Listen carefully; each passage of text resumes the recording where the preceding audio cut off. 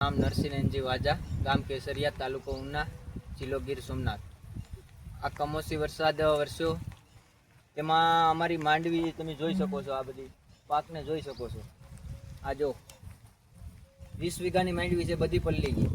આ સરકાર પાસે અમે એવી માંગણી કરીએ છીએ કે અમને વળતર આપે, દવાનું, બિયારણનું।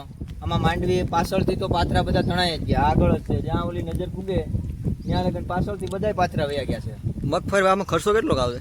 મગફળી વાવવામાં ખર્ચો તો ભાઈ તમે જવા દો, અટાણે કાંઈ કીધા જેવું નથી। આ કમોસમી વરસાદ વે તો હવે કોઈને કે સરકાર આમાં વળતર તો આપવાની નથી અમને, એમાં કંઈ નહીં। શું છે એ એક દિવસ ભાષણ કરશે, બધા ભાષણ કરીને એની રીતે વયા જાય। આ તો અમારે જ કરવાનું છે ને, બધું કરીએ એ ભાઈ। સરકાર પાસે શું અપેક્ષા?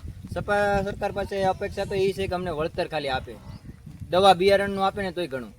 હજી તો માગણી નથી કરતા। આજનો કેવો વરસાદ? આજે રાતે નો ચાલુ છે, હજી તો વરસાદ ચાલુ જ છે। એમાં ફરતું પાણી જોઈ શકો છો, જો વરસાદ।